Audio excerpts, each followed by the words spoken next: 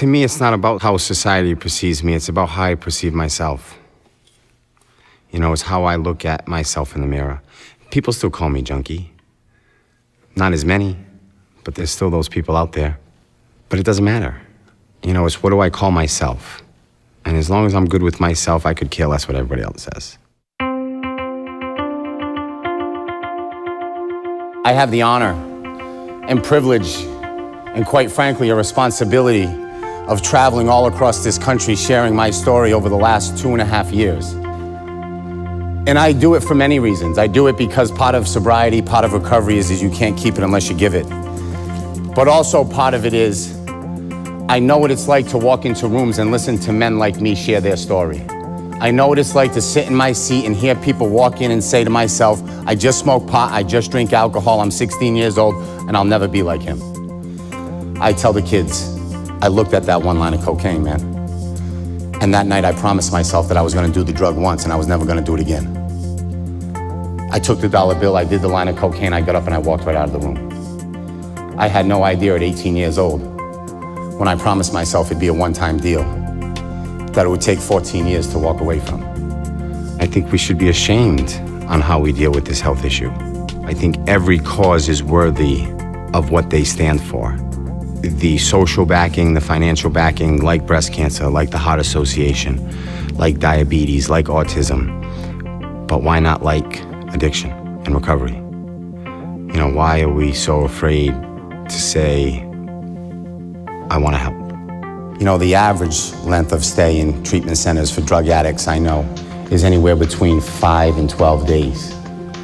So you can do heroin for 12 years, 20 years, 30 years, and you're gonna get 5 to 12 days of treatment to fix it. And to me, I believe that is inhumane, and I think we're better as people. I think we're better as people to get behind this. And I said, if you don't have empathy for me when I was on the sidewalk or when I was sleeping in between the dumpster because of the choices I made, have empathy for my children.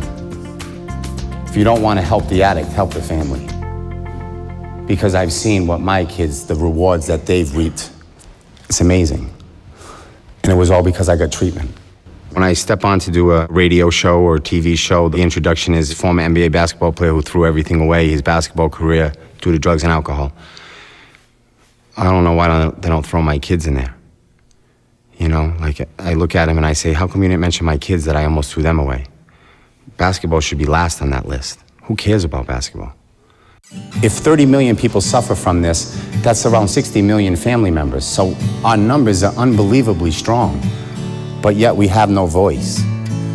And I think we have to let go of that shame and the guilt and all of that and come forward with it. I was told early on in recovery that people can't hurt you with what you tell them. You know, so expose yourself, let it go, because nobody can come back to you with it. Personally, I look at it as I was exposed for all my wrongdoings publicly, so why can't we talk about the right? You know, if they can write about me being found overdosed in a Dunkin' Donuts with heroin in my vehicle, why can't I talk about recovering from that? Every 19 minutes, someone drops dead of a pharmaceutical overdose. 90% of all addicts begin in their teenage years. So to me, when I get out in front of these kids, my main question is why do you feel the need to change who you are on a Friday and Saturday night? When I ask that question to the kids in front of 2,000 high school kids, you'll see 50% of them drop their heads because they're thinking, why?